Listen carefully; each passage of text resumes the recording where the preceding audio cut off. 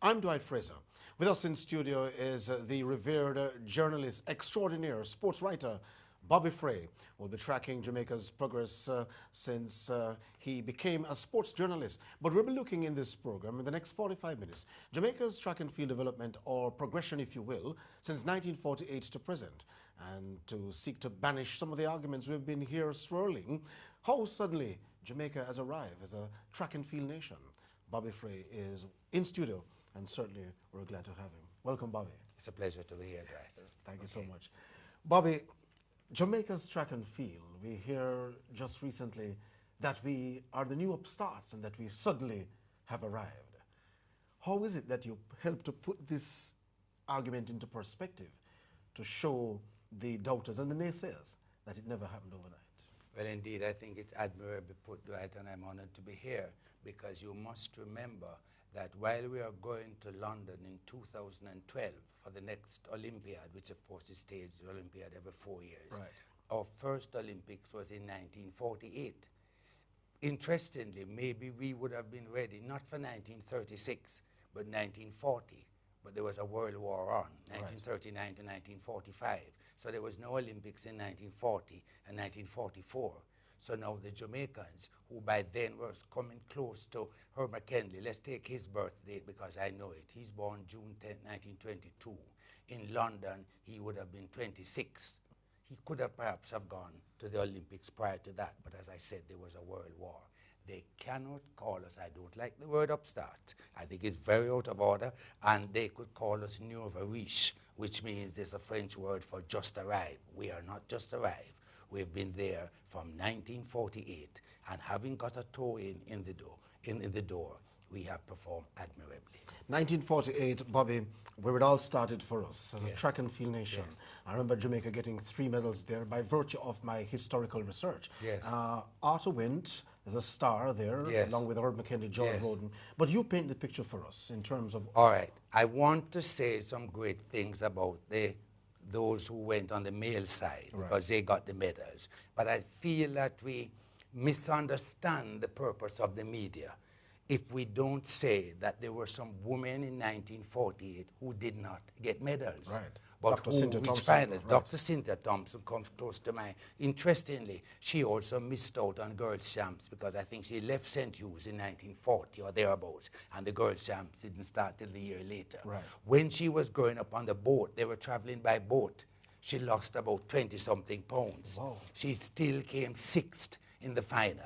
And for a Of brief the 100 moment meters. of the 100 meters, Right. and for a brief moment, she held the world record of 25.6, as it was in those days, in the 200. 200 meters, yes. And what is more, after she was finished, she became and started the trend of some of our athletes doing very well academically. She became a medical doctor. By profession. But also, we don't talk about the ladies who are in the field events. And let me just say that there was a situation in which we had a lady called Vinton Beckett. Wow. I don't know if it's because the name Vinton might have suggested a man, but she was 4th in the high jump.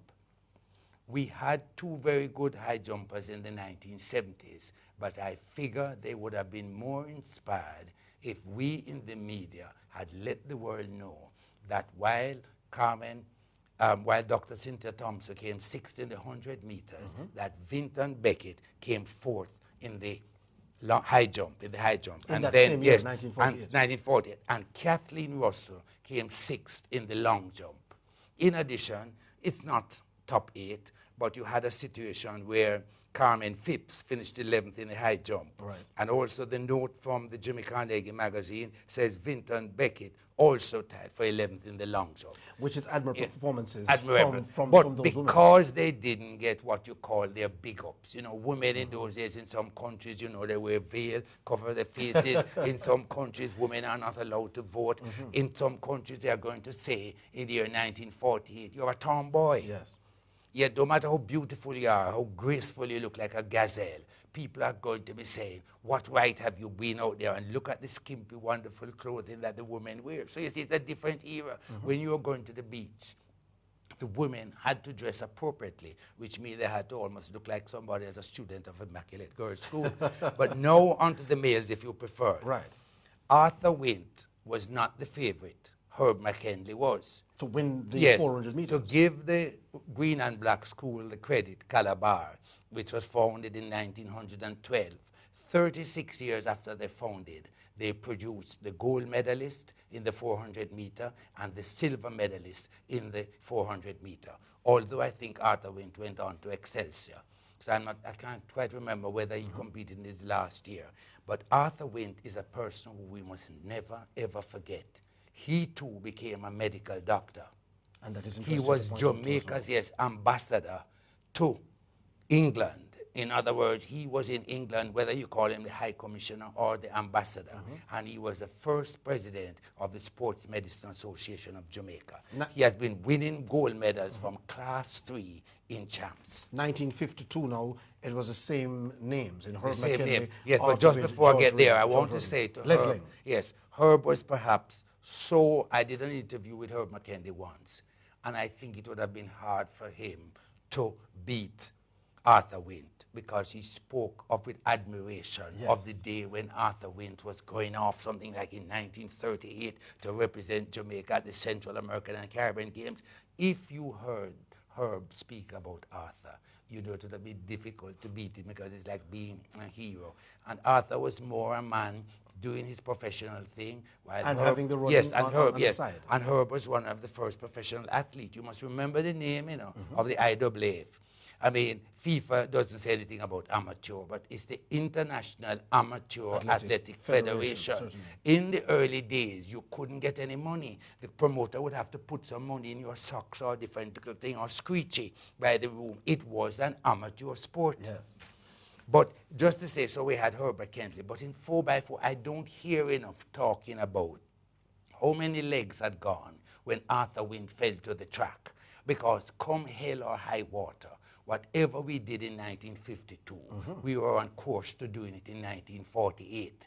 Because Arthur Wint, the gold medalist, had the baton, and Herb McKinley, the silver medalist, had not run yet. So in other words... Why is it so close, though? I mean, 4 years apart, 1948 and 1952, that the performances of these men were not very necessarily apart. No. We got 3 medals in the first Olympics and 3 medals in the second. And what is interesting is that Arthur Wint also, this is why I'm a little disappointed with one aspect of our program, the 800 meters. Yes. We have produced through Arthur Wint. In London in 48, he got the silver medal. In Helsinki, Finland in 1952 Olympic Games, he got the silver medal. Right. Just to jump forward, I won't tell you all the details just right now, but he inspired George Carr, who got medals. Who was to come later on. Was to come later on. And then we also won a gold medal, World Indoor, in the very recent years through a young man called Clive Terrelong. As we move right along. Yes, and with Never Mighton, we had a world junior record. Which still stands today. Which still stands today. So you see, in other words, which is excellent. So I want to commend our program, but to say particularly at the 800 meters, we are found wanting. Now to 1952. Let me take the relay first. Our time of 3 minutes, 03.9 seconds, shattered the world record by 4.3 seconds. Should I repeat it? Shattered the world record by 4.3 seconds and was not broken except 8 years down the track. And what is important, if you have ever, what do I say, stumbled, if you ever buck your toe in life, you must use 1948 London to 1952 Helsinki as a guide. It was Les Lang.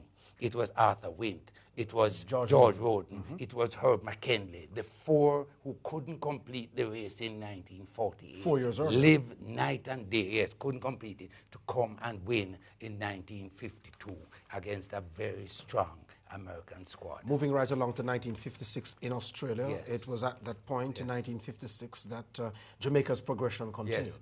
I don't know if to say it is a case of great expectations and so on. Having done so well. But what we had was a valiant George Carr, a valiant Keith Gardner, the twins, Mal and Mel, Spence, who right. said the historical thing of being twins who have excelled on the sporting scene. But the only final that we reached, to the best of my knowledge, was the 4x400, and we were disqualified, coming sixth. Right, and disqualified But in afterwards. 1960, competing under now the West Indies Federation, with a Barbadian Jim Wedderburn. We had Mal Spence, we had George Carr, and we had Keith Gardner running the 4x4 and getting the bronze. That's in the 4x4. In the 4x4, yes, it went on with just one One of the Barbadian. Spence brothers Mal. anchored in that 4x4? No, I think it was George Carr who may have anchored. And remember this too. In the 1960 Olympic Games in Rome, George Carr set the Olympic record in the heats. He was to do the same thing in Tokyo in 1964. And it's interesting to point out, so viewers can stay with us. He set that record in the heats in the 800 meters. He set the Olympic record in the semi-final. So he went into the final as the fastest qualifier. There was a neophyte, a big, powerful New Zealander called Peter Snell. But it is said that Roger Moynes of Belgium or somebody in the race hit Carr in his stomach. He was winded and he only finished third.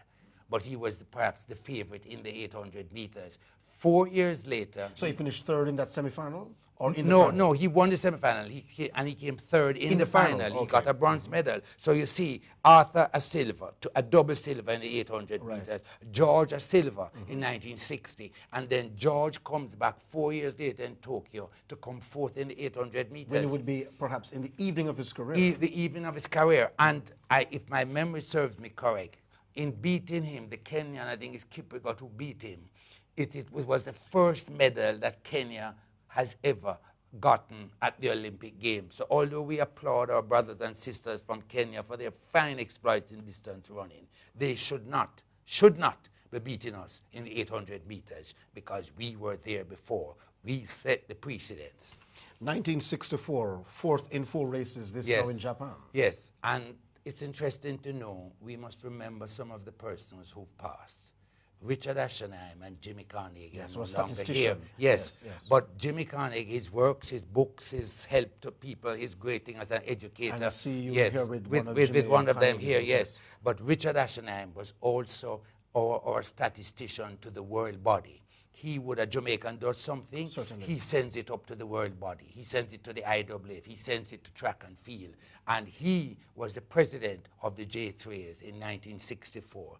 Did you also know that perhaps, with no disrespect to Marcus or anybody else, perhaps the greatest Jamaican who ever lived, Norman Washington Manley, not only won some 7 medals at Boys Champs, but he was the president of the Jamaica Amateur Athletic Association and the Jamaica Boxing Board of Control, and of course was the man who gave the assent to building the stadium. Tell me something, if you didn't build a stadium in 1962, where were you going to find the money to build it any year after? I saw what you mean. So in 1964, we came 4/4. But I implore and those you... 4/4, though, for this generation, I wouldn't let you go any further without you telling us the 4/4. The 4/4 was George Headley, George Carr, 4th in the 800 meters. Right.